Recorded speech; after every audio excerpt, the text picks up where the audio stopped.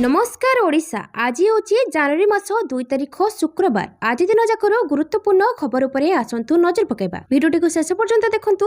मात्र किछि समय मध्य जानिपारिबे आज दिन संपूर्ण खबर। ता पूर्व चैनल नुआ थिले चैनल को सब्सक्राइब करी पाखरे थिबा बेल आइकन को ऑन करी रखंतु। परवर्ती खबर 111 टंका बढ़िला कमर्शियल एलपीजी सिलिंडर। वर्ष आरंभ 111 टंका बढ़िला कमर्शियल एलपीजी सिलिंडर। नुआ दिल्ली रे कमर्शियल सिलिंडर दर 1691 टंका को वृद्धि। घर एलपीजी सिलिंडर दर अपरिवर्तित 28 मास मध्य सर्वाधिक मूल्य वृद्धि। सरकार पाइप प्राकृतिक गैस मूल्य ह्रास करथिया बेले गैस सिलिंडर मूल्य मध्य वृद्धि करछंती। गुरुत्वपूर्ण कथा होची यह 28 मास मध्य गैस सिलिंडर मूल्य रे सर्वाधिक वृद्धि। यार अर्थ होची शेष थर पई एते गुरुत्वपूर्ण वृद्धि 2023 अक्टोबर होइथिला। प्रकृति रे एही वृद्धि वाणिज्यिक गैस सिलिंडर मूल्य रे देखिबाकू मिलिछि। देशर 4टी महानगरी मध्यरु 3टी रे 111 वृद्धि पाइछि, तेबे गोटिए महानगर रे 110 वृद्धि पाइछि। फलस्वरूप जातीय राजधानी दिल्ली रे एक वाणिज्यिक गैस सिलिंडर मूल्य प्राय पाखापाखि 1700 रे पहुंचिछि, जहाँ जून 2025 परठारु सर्वाधिक।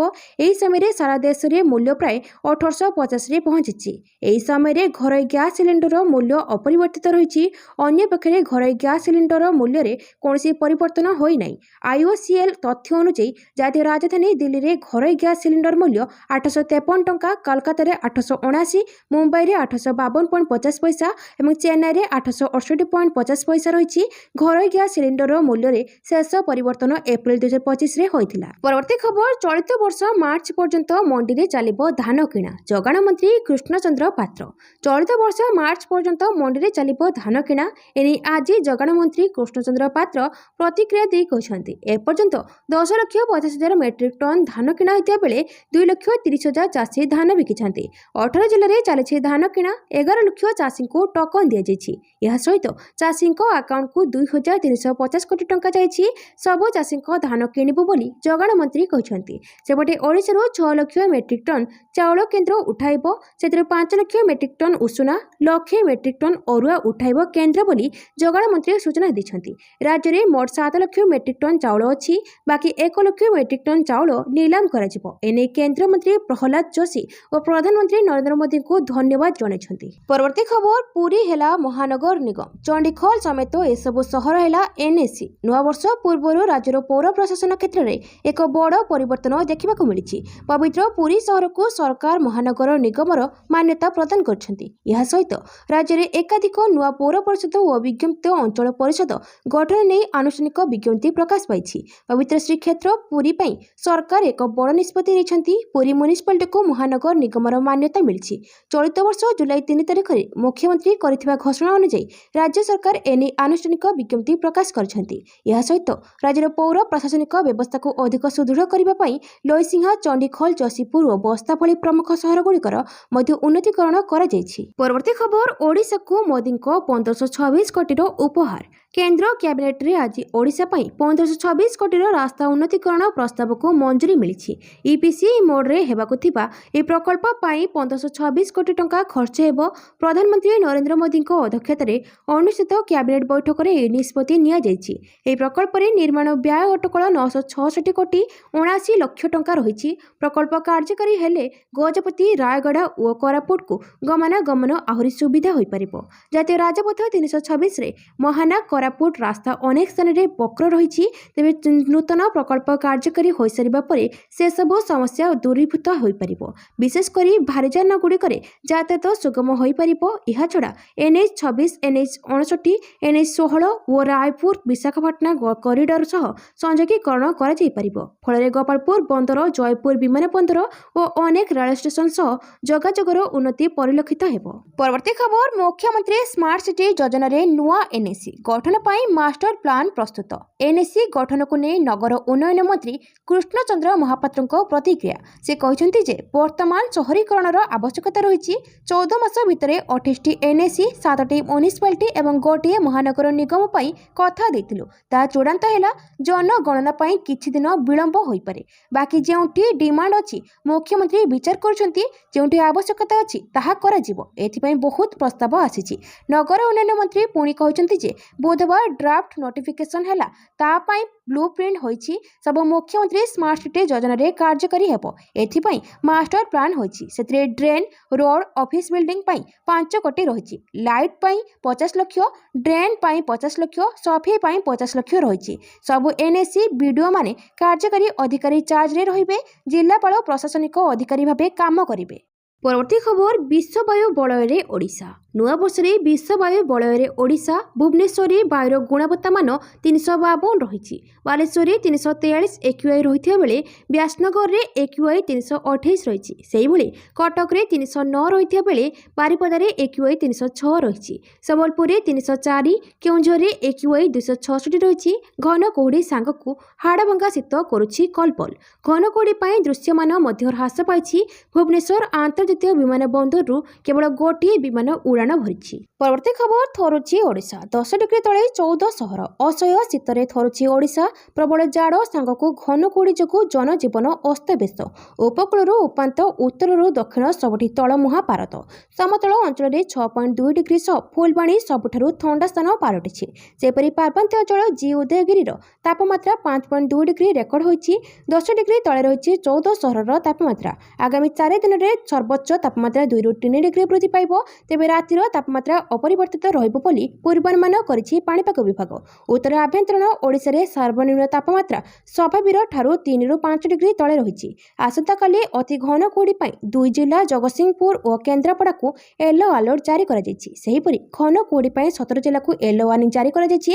प्रबल शीत और घन कुहुड़ी पई सकाळ 10टा पर्यंत रास्ताघाट खाँ खाँ होई जाउछि। परवर्ती खबर विकसित ओडिशा। संकल्प 2026 एक नूतन संभावनार वर्ष हेउ। धर्मेन्द्र केन्द्र शिक्षा मंत्री धर्मेन्द्र प्रधान समग्र भारतवासी तथा ओडिशावासी को इंग्राजी नववर्ष 2026 उपलक्षे हार्दिक शुभेच्छा और अभिनंदन जणाइछन्ति। एक प्रेस विज्ञप्ति माध्यम से आगामी वर्ष को नूतन संभावना सकारात्मकता एवं उल्लासर वर्ष भाव अभिहित करिछन्ति। श्री प्रधान कहते जे 2026 वर्षटी केवल एक कैलेंडर परिवर्तन नुहे बरं यह 4.5 कोटी ओडियाक पई नूतन संभावना वर्ष। विकसित ओडिशा संकल्प 2026 एक नूतन संभावनार वर्ष हेब। तेणु आमको सकारात्मक चिंताधारा सह यह नूतन आरंभ को स्वागत करने को हेब। नुआ वर्षर सूर्य केवल बंगोपसागर नील जलराशि उदय हेब नहीं बरं प्रत्येक ओडियाक हृदय स्वाभिमान और उज्जवल भविष्यतर सूर्य भाव प्रकाशित हेब। परवर्ती खबर बदलिला सीबीएसई बोर्ड परीक्षा तारीख। जानतु केबे हेब। केंद्रीय माध्यमिक शिक्षा बोर्ड 2026 दशम एवं द्वादश श्रेणी बोर्ड परीक्षा संशोधित समय सारणी प्रकाश करिछि। प्रशासनिक कारणरू बोर्ड परीक्षा को स्थगित रखा नहीं कहुଯାଇଛି। पूर्व 3 मार्च रे हेबाकु थिबा दशम एवं द्वादश श्रेणी परीक्षा को स्थगित रखिथिले। बोर्ड अनुसार जो दशम एवं द्वादश विषय गुड़िकर परीक्षा पूर्व 3 मार्च 2026 रे हेबाकु थिला सेगुड़िक प्रशासनिक कारणरू स्थगित रखा। संशोधित समय सारणी अनुसार दशम श्रेणी परीक्षा एबे 11 मार्च 2026 रे अनुष्ठित हेब। अन्यपटे द्वादश श्रेणी परीक्षा 10 एप्रिल 2026 रे अनुष्ठित हेब। छात्रछात्री माने बोर्डर ऑफिशियल वेबसाइट cbse.gov.in को जाई संक्षिप्त समय सारणी देखि परिबे एवं डाउनलोड करि परिबे। परवर्ती खबर कार्य आरंभ कले मुख्य शासन सचिव अनु गर्ग। लोकसेवा भवन रे रखिले प्रथम प्रतिक्रिया।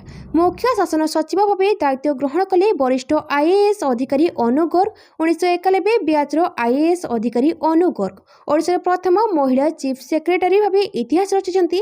विदायी मुख्य सचिव मनोज आहूजांक ठारू दायित्व ग्रहण करिछन्ति। यह मो पई गोटे बड़ सुजोग बोली दायित्व नेबा परे अनु गर्ग प्रतिक्रिया रखिछन्ति। चैलेंज अनेक सुचारू रूपे तुलाइबाकू चेष्टा करिबी। विकसित ओडिशा पई 2036 विजन तैयारी करिछु। 2036 विजन को नहीं कार्य कराजिबो। देश और राज्यर विजन पूरण पई चेष्टा करिबी। एथिरे समस्तको सहयोग मिलिबो बोली आशा प्रकाश करिसंती। दायित्व ग्रहण करिबा परे पुरी जाई महाप्रभुको दर्शन करिसंती नुआ मुख्य शासन सचिव अनु गर्ग। राज्यवासीको मंगल कामना करी से महाप्रभुको निकटरे प्रार्थना करिसंती। परवर्ती खबर कोटिया पई ओएसडी नियुक्ति। कोरापुट जिला कोटिया पई राज्य सरकार पक्षरु स्वतंत्र अधिकारी नियुक्त होइछन्ति। अंचल रे होतिवा समस्त विकास कार्य से तदारक करिवे। 29 तारिख रे राज्य राजस्व और विपर्यय परिचालना विभाग पक्षरु ओएएस ऑफिसर सौरभकांत दास को नियुक्त करा जायछि। सेबळे आंध्र अधिकारी अनुप्रवेश रखिबा पई पटांगी बीडीओ रामकृष्ण नायक 6 जण स्थानीय युवकों को एजेंट भाबे नियुक्त करिसन्ति। परवर्ती खबर 2026 पाणीपाग पूर्वानुमान। वर्षा ऋतु रे अनुभूत होई पारे ग्रीष्म ताती। जून शेष बेलको आसीबो एल निनो। ଲମ୍ବି ଯାଇପାରେ ଗ୍ରୀଷ୍ମ ଅବଧି। ଏମିତିକି ବର୍ଷା ଋତୁରେ ଅନୁଭୂତ ହୋଇପାରେ ଗ୍ରୀଷ୍ମ ଭଳି ତାତି। ଖାଲି ସେତିକି ନୁହେଁ, ବର୍ଷା କମିଯିବ, ଅନିୟମିତ ହେବ ବର୍ଷାର ଅବଧି। କେଉଁଠି ହେବ ଆଉ କେଉଁଠି ଶୁଖିଯିବ। ମଝିରେ ମଝିରେ ହଜିଯାଇପାରେ ମୌସୁମୀ। 2026 ଏମିତି ନିର୍ଦ୍ଦୟୀ ପାଣିପାଗ ଜନଜୀବନକୁ ନାକେଦମ କରିପାରେ। ଦୀର୍ଘମିଆଦୀ ମଡେଲକୁ ନେଇ ବିଶିଷ୍ଟ ପାଣିପାଗ ବିଜ୍ଞାନୀ ପ୍ରଫେସର ସୁରେନ୍ଦ୍ରନାଥ ପଶୁପାଳକ ଏଭଳି ଚରମ ପାଣିପାଗ ପୂର୍ବାନୁମାନ କରୁଛନ୍ତି 2026 ପାଇଁ। ପରବର୍ତ୍ତୀ ଖବର, ନୂଆ ସିଏସ୍କୁ ମୁଖ୍ୟମନ୍ତ୍ରୀଙ୍କ 15 ସୂତ୍ରୀ ଟାସ୍କ। 2036 ସୁଦ୍ଧା ସମୃଦ୍ଧ ଓଡ଼ିଶା ଗଠନ ଲକ୍ଷ୍ୟ। ନୂଆ ଶାସନ ସଚିବଙ୍କୁ ମୁଖ୍ୟମନ୍ତ୍ରୀଙ୍କ 15 ନିର୍ଦ୍ଦେଶନାମା। ନୂଆ ବର୍ଷରେ ପ୍ରଶାସନକୁ ଅଧିକ କ୍ରିୟାଶୀଳ କରିବା ପାଇଁ ମୁଖ୍ୟମନ୍ତ୍ରୀଙ୍କ ନୂଆ ଆଭିମୁଖ୍ୟ। ଶାସନ ପ୍ରଶାସନକୁ ଚଳଚଞ୍ଚଳ ଓ ଲୋକାଭିମୁଖୀ କରିବା ପାଇଁ ମୁଖ୍ୟମନ୍ତ୍ରୀ ରାଜ୍ୟର ନୂଆ ମୁଖ୍ୟ ଶାସନ ସଚିବ ଅନୁ ଗର୍ଗଙ୍କୁ ଏକ 15 ଦଫା ନିର୍ଦ୍ଦେଶାବଳୀ ପ୍ରଦାନ କରିଛନ୍ତି। ଓଡ଼ିଶା ଭିଜନ ଡକ୍ୟୁମେଣ୍ଟରେ ଆସନ୍ତା 2 ବର୍ଷ ପାଇଁ ସରକାର ରେଖାଙ୍କିତ ଲକ୍ଷ୍ୟକୁ ହାସଲ କରିବା ପାଇଁ ଅଗ୍ରାଧିକାର ଭିତ୍ତିରେ କାର୍ଯ୍ୟ କରିବାକୁ ମୁଖ୍ୟମନ୍ତ୍ରୀ ନିର୍ଦ୍ଦେଶ ଦେଇଛନ୍ତି। 2036 ସୁଦ୍ଧା 500 ବିଲିୟନ ଆମେରିକୀୟ ଡଲାର ଅର୍ଥନୀତି ସହିତ ସମୃଦ୍ଧ ଓଡ଼ିଶା ଗଠନ ଏବଂ ରାଜ୍ୟକୁ ଶ୍ରେଷ୍ଠ 5ଟି ବିକଶିତ ରାଜ୍ୟ ମଧ୍ୟରେ ଆଣିବାକୁ ଏକ ମିଶ୍ରିତ ଅର୍ଥନୀତି ଆଡ଼କୁ ନେବା ପାଇଁ ସରକାର ଲକ୍ଷ୍ୟ ରଖିଛନ୍ତି। ପରବର୍ତ୍ତୀ ଖବର, ଇତିହାସ ରଚିଲେ ଆହାନ। WTA ସିଙ୍ଗଲ୍ସର ପଏଣ୍ଟ ହାସଲରେ ପ୍ରଥମ ଓଡ଼ିଆ। ଓଡ଼ିଶାର ପ୍ରତିଭାବାନ ବାଳିକା ଟେନିସ୍ ଖେଳାଳି ଆହାନ WTA ସିଙ୍ଗଲ୍ସରେ ପଏଣ୍ଟ ହାସଲ କରି ଇତିହାସ ରଚିଛନ୍ତି। ସେ ପ୍ରଥମ ଓଡ଼ିଶା ଖେଳାଳି ଭାବେ ଏହି ସଫଳତା ଲାଭ କରିଛନ୍ତି। ଗୁରୁକୁଳ ଟେନିସ୍ ଏକାଡେମୀ ଏବଂ ମିଶନ ଅଲିମ୍ପିକ୍ସ ସ୍ପୋର୍ଟସ ଫାଉଣ୍ଡେସନ ପକ୍ଷରୁ ଏ ବିଷୟରେ ଘୋଷଣା କରାଯାଇଛି। ଅହମ୍ମଦାବାଦରେ ଆୟୋଜିତ ଗତ ITF W15 ଟୁର୍ଣ୍ଣାମେଣ୍ଟରେ ଆହାନ କ୍ୟାରିୟରରେ ପ୍ରଥମ ପେସାଦାର ମୁଖ୍ୟ ଡ୍ର ମ୍ୟାଚ୍ ଜିତିଥିଲେ। ଏହି ବିଜୟ ବଳରେ ସେ ଗୋଟିଏ WTA ସିଙ୍ଗଲ୍ସ ପଏଣ୍ଟ ହାତେଇବାର ସଫଳ ହୋଇଥିଲେ। ଯୋଗ୍ୟତା ରାଉଣ୍ଡରେ ସେ ଉଭୟ ମ୍ୟାଚ୍ ଜିତି ମୁଖ୍ୟ ଡ୍ରରେ ସ୍ଥାନ ପକ୍କା କରିଥିଲେ। ନିୟମ ଅନୁଯାୟୀ ଆହାନ 3ଟି WTA ସିଙ୍ଗଲ୍ସ ପଏଣ୍ଟ ହାସଲ କଲେ ଆନୁଷ୍ଠାନିକ ଭାବେ ମାନ୍ୟତା ତାଲିକାରେ ସ୍ଥାନ ପାଇବେ। ପରବର୍ତ୍ତୀ ଖବର, ଅଷ୍ଟମ ବେତନ କମିଶନ। ନୂତନ ବର୍ଷ ସମସ୍ତଙ୍କ ପାଇଁ ଖୁସିର ଦିନ ହେବାକୁ ଯାଉଥିବା ବେଳେ ନୂତନ ବର୍ଷର ଆରମ୍ଭ କେନ୍ଦ୍ର ସରକାରୀ କର୍ମଚାରୀଙ୍କ ପାଇଁ ବିଶେଷ ହେବାକୁ ଯାଉଛି। ଭାରତ ସରକାର ଅଷ୍ଟମ ବେତନ କମିଶନର ସୁପାରିଶକୁ ଗ୍ରହଣ କରିଛନ୍ତି। ଏହା ଜାନୁଆରୀ 1 ତାରିଖରୁ ନୂତନ ବର୍ଷର ଆରମ୍ଭରୁ ଗଣନା କରାଯିବ। ବିଶେଷଜ୍ଞମାନେ ବିଶ୍ୱାସ କରନ୍ତି ଯେ ଅଷ୍ଟମ ବେତନ କମିଶନର ଫିଟମେଣ୍ଟ ଫ୍ୟାକ୍ଟର 2.4ରୁ 3% ମଧ୍ୟରେ ରହିବ। ଏହାଦ୍ୱାରା କେନ୍ଦ୍ର ସରକାରୀ କର୍ମଚାରୀଙ୍କ ପାଇଁ 20ରୁ 25% ଦରମା ବୃଦ୍ଧି ହୋଇପାରେ ବୋଲି ବିଶ୍ୱାସ କରାଯାଉଛି। ନୂତନ ବେତନ କମିଶନ ଲକ୍ଷ ଲକ୍ଷ ବର୍ତ୍ତମାନର କେନ୍ଦ୍ର ସରକାରୀ କର୍ମଚାରୀ ଏବଂ ପେନ୍ସନଭୋଗୀଙ୍କୁ ଲାଭ ଦେବ। ଉଲ୍ଲେଖନୀୟ ଯେ କେନ୍ଦ୍ର ସରକାର ଗତ ନଭେମ୍ବରରେ ଅଷ୍ଟମ ବେତନ କମିଶନର ସୁପାରିଶକୁ ଗ୍ରହଣ କରିଥିଲେ। ଏହି ସମୟ ମଧ୍ୟରେ ସରକାର କମିଶନକୁ ତାଙ୍କ ରିପୋର୍ଟ ଦାଖଲ କରିବା ପାଇଁ 18 ମାସ ସମୟ ମଧ୍ୟ ଦେଇଛନ୍ତି। ଦରମା ଭତ୍ତା ଏବଂ ପେନ୍ସନ ସମୀକ୍ଷା କାର୍ଯ୍ୟ ଏବେ ଆନୁଷ୍ଠାନିକ ଭାବରେ ଆରମ୍ଭ ହୋଇଛି। ପରବର୍ତ୍ତୀ ଖବର, ଧାନ କିଣା ଅବ୍ୟବସ୍ଥାକୁ ଆୟୁଧ କଲା ବିଜେଡି। ରାଜ୍ୟର 13ଟି ଜିଲ୍ଲାରେ ଧାନ କିଣା ଆରମ୍ଭ ହୋଇଥିବା ବେଳେ ଏହି ବ୍ୟବସ୍ଥା ଚଳିତ ବର୍ଷ ସମ୍ପୂର୍ଣ୍ଣ ଭୁଷୁଡ଼ି ପଡ଼ିଥିବା ବିଜେଡି ପକ୍ଷରୁ ଅଭିଯୋଗ କରାଯାଇଛି। ଧାନ ପ୍ରତି କ୍ୱିଣ୍ଟାଲ 800 ଟଙ୍କା ଇନପୁଟ ସବସିଡି ପ୍ରଦାନ କରୁଛନ୍ତି ବୋଲି ସରକାର ବାହାବା ନେଉଛନ୍ତି। ହେଲେ ବାସ୍ତବରେ ରାଜ୍ୟର ଧାନ କିଣା ବ୍ୟବସ୍ଥା ଚାଷୀ କୂଳଙ୍କ ପ୍ରତି ଧକ୍କା ଓ ପ୍ରତାରଣାରେ ପରିଣତ ହୋଇଛି ବୋଲି ବିରୋଧୀ ଦଳ ଉପନେତା ପ୍ରସନ୍ନ ଆଚାର୍ଯ୍ୟ ଓ ବିଜେଡି ଉପସଭାପତି ସଞ୍ଜୟ ଦାସବର୍ମା କହିଛନ୍ତି। ଶଙ୍ଖ ଭବନରେ ଆୟୋଜିତ ସାମ୍ବାଦିକ ସମ୍ମିଳନୀରେ ଶ୍ରୀ ଆଚାର୍ଯ୍ୟ ଓ ଶ୍ରୀ ଦାସବର୍ମା କହିଛନ୍ତି, ଚାଷୀ କୂଳଙ୍କ ସ୍ୱାର୍ଥ ରକ୍ଷା ପାଇଁ ବିଜେଡି ଲଢ଼େଇ ଜାରି ରଖିବ। ଖୁବ୍ ଶୀଘ୍ର ଦଳ ରାସ୍ତାକୁ ଓହ୍ଲାଇବ। ଛତିଶଗଡ଼ ଓଡ଼ିଶାଠାରୁ କମ୍ ଧାନ ଉତ୍ପାଦନ କରିଥାଏ। ତେବେ ଓଡ଼ିଶା ପାଇଁ 63 ଲକ୍ଷ ମେଟ୍ରିକ୍ ଟନ୍ ଧାନ କିଣା ଲକ୍ଷ୍ୟ ଧାର୍ଯ୍ୟ କରାଯାଇଥିବା ବେଳେ ଛତିଶଗଡ଼ ପାଇଁ 80 ଲକ୍ଷ ମେଟ୍ରିକ୍ ଟନ୍ ଲକ୍ଷ୍ୟ ରଖାଯାଇଛି। ଛତିଶଗଡ଼ରେ ଧାନ ସଂଗ୍ରହ ପ୍ରକ୍ରିୟା ଆଗେଇ ଚାଲିଥିବା ବେଳେ ଓଡ଼ିଶାରେ ଧାନ କିଣାରେ ବ୍ୟାପକ ଅବ୍ୟବସ୍ଥା ଦେଖିବାକୁ ମିଳିଛି। ପରବର୍ତ୍ତୀ ଖବର, ଆସନ୍ତା ମାର୍ଚ୍ଚରେ ଓଡ଼ିଶା ଆସିବେ ପ୍ରିୟଙ୍କା ଗାନ୍ଧୀ। ଓଡ଼ିଶା ଆସିବେ ପ୍ରିୟଙ୍କା ଗାନ୍ଧୀ। ଆସନ୍ତା ମାର୍ଚ୍ଚ ମାସରେ ପ୍ରିୟଙ୍କା ଗାନ୍ଧୀ ଓଡ଼ିଶା ଆସିବାର କାର୍ଯ୍ୟକ୍ରମ ରହିଛି। ପିସିସି ସଭାପତି ଭକ୍ତଚରଣ ଦାସ ଏହି ବଡ଼ ସୂଚନା ଓଡ଼ିଶାବାସୀଙ୍କୁ ଦେଇଛନ୍ତି। 2026 କଂଗ୍ରେସ ପାଇଁ ସମ୍ଭାବନାର ବର୍ଷ ହେବ। ରାଜ୍ୟରେ କଂଗ୍ରେସ ମଜବୁତ ହେବ। ଏଥିଲାଗି ବରିଷ୍ଠ କଂଗ୍ରେସ ନେତ୍ରୀ ପ୍ରିୟଙ୍କା ଗାନ୍ଧୀ ଓଡ଼ିଶା ଆସିବାର କାର୍ଯ୍ୟକ୍ରମ ରହିଛି। ଆସନ୍ତା ମାର୍ଚ୍ଚ ମାସରେ ଓଡ଼ିଶା ଆସିପାରନ୍ତି ପ୍ରିୟଙ୍କା ଗାନ୍ଧୀ। ଏହି ଗସ୍ତ ଅବସରରେ ପ୍ରିୟଙ୍କା ଗାନ୍ଧୀ ବିରାଟ ମହିଳା ସମାବେଶକୁ ସମ୍ବର୍ଦ୍ଧନା କରିପାରନ୍ତି। ସେହିପରି ପରବର୍ତ୍ତୀ ସମୟରେ କଂଗ୍ରେସର ପୂର୍ବତନ ଅଧ୍ୟକ୍ଷ ତଥା ସାଂସଦ ରାହୁଲ ଗାନ୍ଧୀ ଓଡ଼ିଶା ଗସ୍ତରେ ଆସିବେ। ଏହି ଗସ୍ତ ସମୟରେ ରାହୁଲ ଗାନ୍ଧୀ 10 ଜିଲ୍ଲାରେ ହେବାକୁ ଥିବା କର୍ମୀ ସମାବେଶରେ ଯୋଗ ଦେବେ। ଏହା ସହିତ କର୍ମୀମାନଙ୍କୁ ରାଜ୍ୟରେ କିପରି କଂଗ୍ରେସ ମଜବୁତ ହେବ ସେ ନେଇ ଗୁରୁ ମନ୍ତ୍ରଣା ମଧ୍ୟ ଦେବେ। ପରବର୍ତ୍ତୀ ଖବର, ଗିରଫ ଜାହାଜ ଛାଡ଼ିବା ପାଇଁ ହାଇକୋର୍ଟଙ୍କ ନିର୍ଦ୍ଦେଶ। 1 କୋଟି 80 ଲକ୍ଷ ଟଙ୍କା ଦାଖଲ କରିବେ। ପାରାଦୀପ ବନ୍ଦରରେ ଗିରଫ ଜାହାଜ MV ଦୋପାଟନକୁ ଛାଡ଼ିବା ପାଇଁ ହାଇକୋର୍ଟ ନିର୍ଦ୍ଦେଶ ଦେଇଛନ୍ତି। MV ଦପାଟନ ଜାହାଜ କର୍ତ୍ତୃପକ୍ଷ ଆବେଦନକାରୀଙ୍କ ଦାବି ମୁତାବକ 1,80,00,000 ଟଙ୍କା ଦେବାକୁ ଆଜି ଅଦାଲତରେ ପ୍ରତିଶ୍ରୁତି ଦେଇଥିଲେ। ଏହି ପ୍ରତିଶ୍ରୁତି ଆଧାରରେ ହାଇକୋର୍ଟର ବିଚାରପତି ଜଷ୍ଟିସ୍ MS ରମଣ ଏହି ନିର୍ଦ୍ଦେଶ ଦେଇଛନ୍ତି। ଜଳଧି ଓଭରସିଜ୍ ପିଟି ଲିମିଟେଡ୍ ପକ୍ଷରୁ ପ୍ରଥମେ ହାଇକୋର୍ଟରେ ଏକ ମାମଲା ରୁଜୁ କରାଯାଇଥିଲା। ଏଥିରେ ଦର୍ଶାଯାଇଥିଲା ଯେ ଜାହାଜ MV ଦପାଟନ ଉପରେ 1,80,00,000 ଟଙ୍କା ବାକି ପଡ଼ିଛି। ଏହି ଜାହାଜ ପାରାଦୀପ ବନ୍ଦରରେ ପହଞ୍ଚିଛି, ତେଣୁ ଏହି ଜାହାଜକୁ ଗିରଫ ପାଇଁ ଅଦାଲତ ଅନୁମତି ଦେବାକୁ ପ୍ରାର୍ଥନା କରାଯାଇଥିଲା। ହାଇକୋର୍ଟ ତୁରନ୍ତ ଜାହାଜକୁ ଗିରଫ ପାଇଁ ନିର୍ଦ୍ଦେଶ ଦେଇଥିଲେ। ପରବର୍ତ୍ତୀ ଖବର, ଏୟାରପୋର୍ଟରେ କୁହୁଡ଼ିର ପ୍ରଭାବ। ବିଜୁ ପଟ୍ଟନାୟକ ଏୟାରପୋର୍ଟରେ ଘନ କୁହୁଡ଼ି ପ୍ରଭାବ। ଏନେଇ ବିଜୁ ପଟ୍ଟନାୟକ ବିମାନ ବନ୍ଦର ନିର୍ଦ୍ଦେଶକ ପ୍ରସନ୍ନ ପ୍ରଧାନଙ୍କ ସୂଚନା ଦେଇ ସେ କହିଛନ୍ତି ଯେ 5ଟି ବିମାନର ଗତିପଥ ପରିବର୍ତ୍ତନ ହୋଇଛି। 3ଟି ରାୟପୁର ଓ 2ଟି କୋଲକାତାକୁ ପରିବର୍ତ୍ତନ କରାଯାଇଛି। 3ଟି ଦିଲ୍ଲୀ, ଗୋଟିଏ ଚେନ୍ନାଇ ଓ ଗୋଟିଏ ବେଙ୍ଗାଲୁରୁ ଆସୁଥିଲା। ସକାଳ 6ଟାରେ ଡେରାଡୁନ ବିମାନ 10ଟାରେ ଯାଇଛି। ଜୟପୁର ଉତ୍କଳା ବିମାନ ବିଳମ୍ବରେ ଉଡ଼ାଣ ଭରିଛି। ସୂଚନାଯୋଗ୍ୟ, ଆଜି ସକାଳଠାରୁ ଘନ କୁହୁଡ଼ି ବିମାନ ବନ୍ଦର ପରିସର ଏବଂ ଆଖପାଖ ଅଞ୍ଚଳରେ ଘନ କୁହୁଡ଼ି କବଳିତ ହୋଇ ବିମାନ ଚଳାଚଳ ବାଧାପ୍ରାପ୍ତ ହୋଇଥିଲା। ଭୁବନେଶ୍ୱର ଏବଂ କଟକର ଅନେକ ସ୍ଥାନରେ ଦୃଶ୍ୟମାନତା 50 ମିଟର ତଳେ ରେକର୍ଡ କରାଯାଇଥିଲା, ଯାହାଫଳରେ ବିମାନର ସୁରକ୍ଷିତ ଚଳାଚଳ କଷ୍ଟକର ହୋଇପଡ଼ିଥିଲା। ଏହା ଯୋଗୁଁ ରନୱେରେ ଅନେକ ବିମାନ ଫସି ରହିଥିବା ସହ ଏୟାର ଇଣ୍ଡିଆ ଓ ଇଣ୍ଡିଗୋ ସମେତ ଅନେକ ବିମାନ କମ୍ପାନୀ ସେମାନଙ୍କର ବିମାନ ସୂଚୀରେ ବାଧା ସୃଷ୍ଟି ହୋଇଥିବା ନିଶ୍ଚିତ କରିଥିଲେ। ପରବର୍ତ୍ତୀ ଖବର, ଆଣ୍ଟିବାୟୋଟିକ୍ର ବ୍ୟବହାର ନେଇ ସଚେତନ କଲେ ଏମ୍ସର କାର୍ଯ୍ୟନିର୍ବାହୀ ନିର୍ଦ୍ଦେଶକ।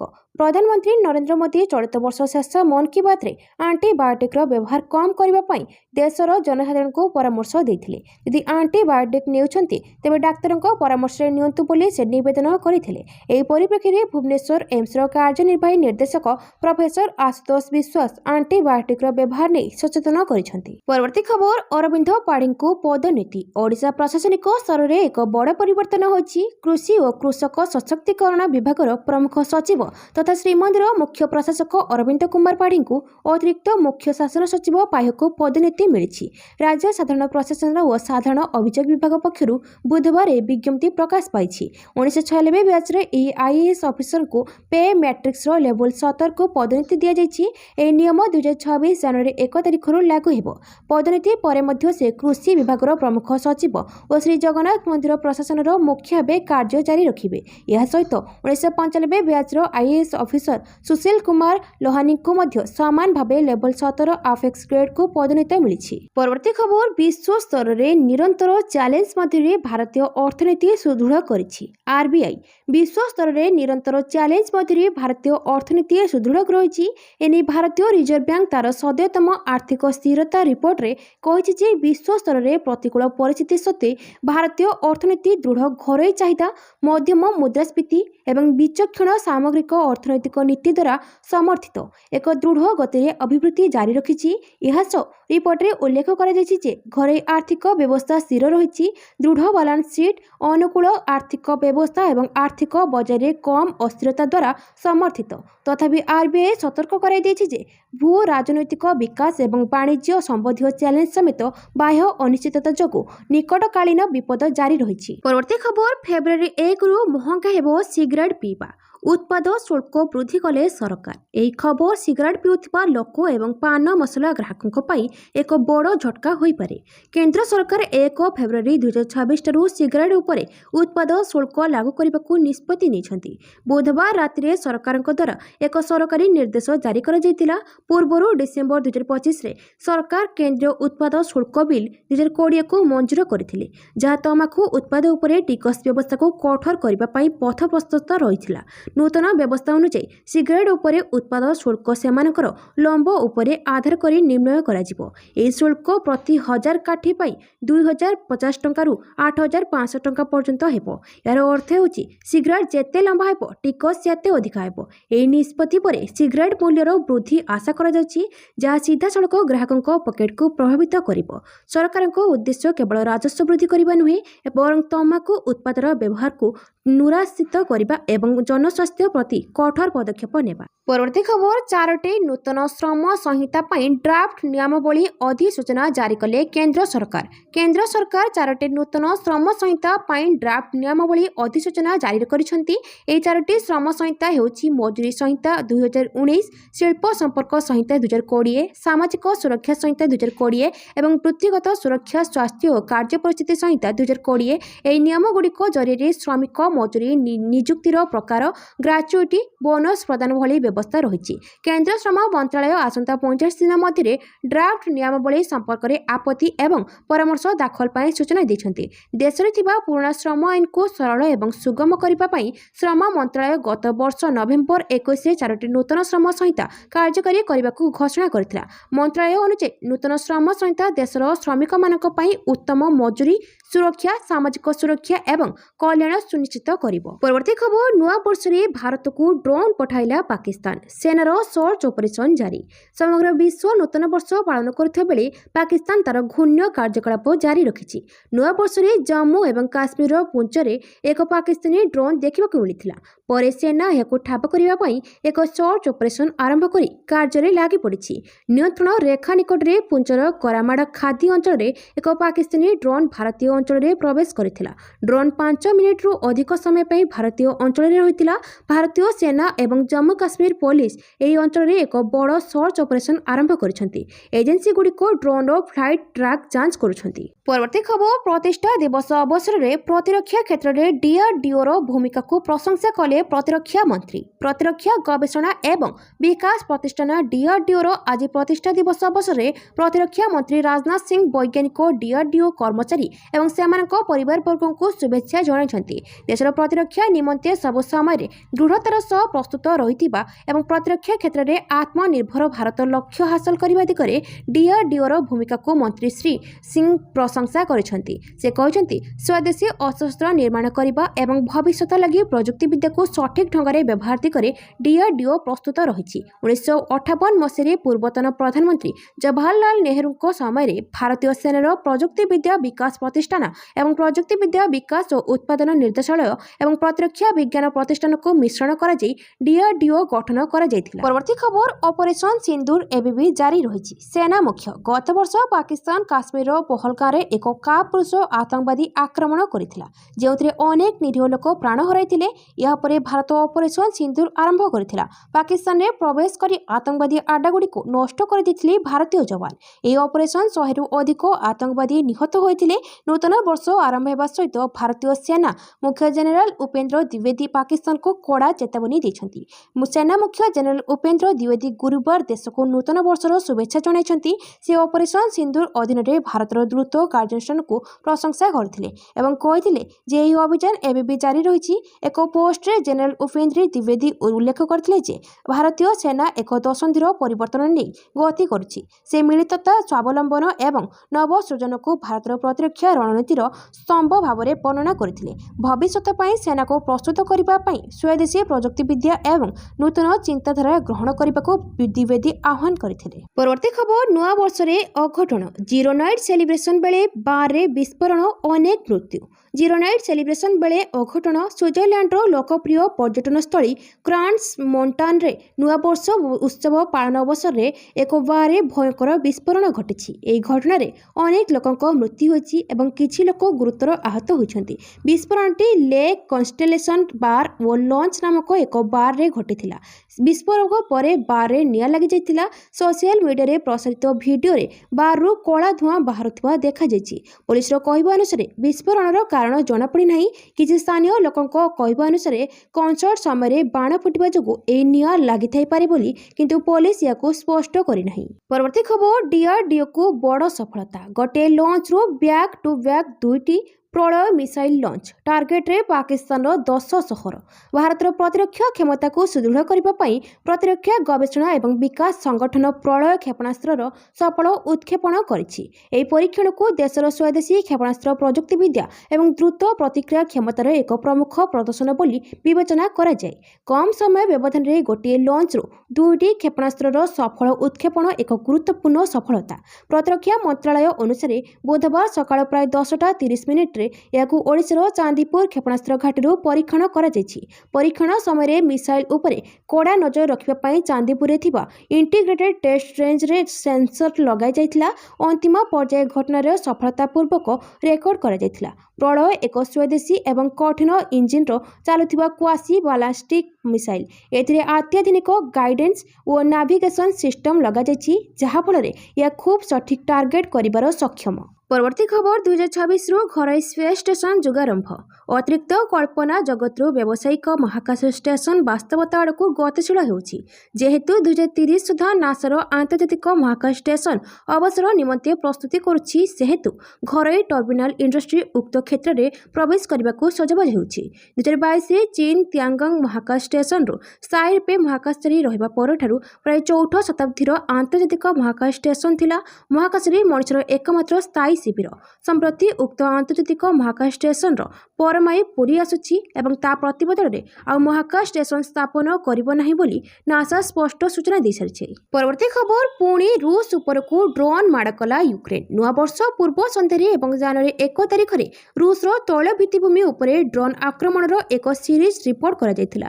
ରୁଷ ଗଣମାଧ୍ୟମ ରିପୋର୍ଟ ଅନୁଯାୟୀ କାଲୁଗା ଅଞ୍ଚଳର ଲୁଡିନୋଭା ତୈଳ ଡିପୋ ଏବଂ କ୍ରାସ୍ନୋଡାର କ୍ରାଇରୋ ଇଲେକ୍ସି ତୈଳ ବିଶୋଧନାଗାରରେ ଅଗ୍ନିକାଣ୍ଡ ଘଟିଥିଲା।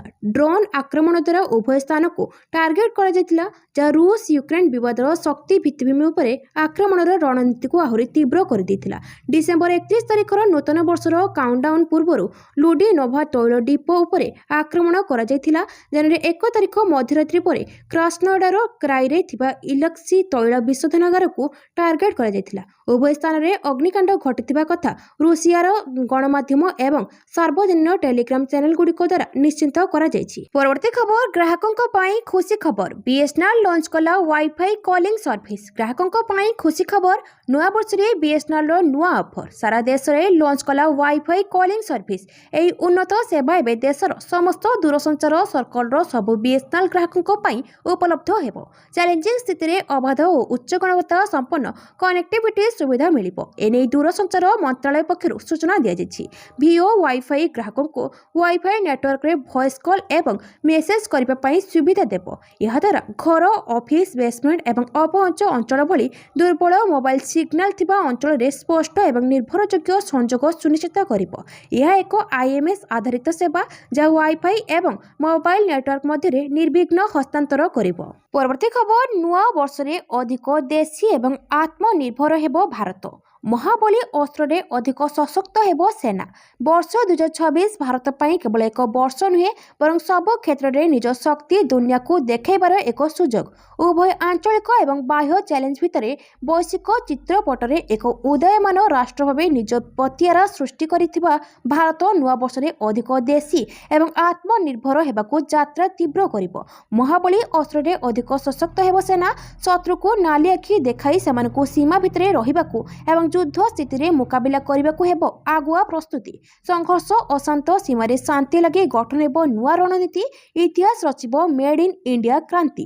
କୂଟନୈତିକ ଚ୍ୟାଲେଞ୍ଜକୁ କୂଟନୀତି ଦ୍ୱାରା ହିଁ ପ୍ରତିହତ କରିବାକୁ ନିଆଯିବ ନୂଆ ପଦକ୍ଷେପ। ପରବର୍ତ୍ତୀ ଖବର ଭାରତ ଏବଂ ପାକିସ୍ତାନ ମଧ୍ୟରେ ପରମାଣୁ ତାଲିକା ଆଦାନ ପ୍ରଦାନ। ଭାରତ ଏବଂ ପାକିସ୍ତାନ ମଧ୍ୟରେ ପରମାଣୁ ତାଲିକା ଆଦାନ ପ୍ରଦାନ।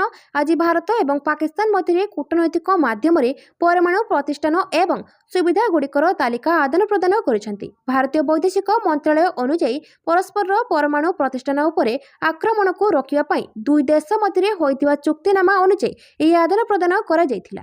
ଭାରତ ପାକିସ୍ତାନ ପରମାଣୁ ସଂସ୍ଥାପନ ଏବଂ ସୁବିଧା ବିନିମୟ ଚୁକ୍ତିନାମା ଡିସେମ୍ବର 31, 1988ରେ ସ୍ୱାକ୍ଷରିତ ହୋଇଥିଲା ଏବଂ ଜାନୁଆରୀ 27, 1991ରେ କାର୍ଯ୍ୟକାରୀ ହୋଇଥିଲା।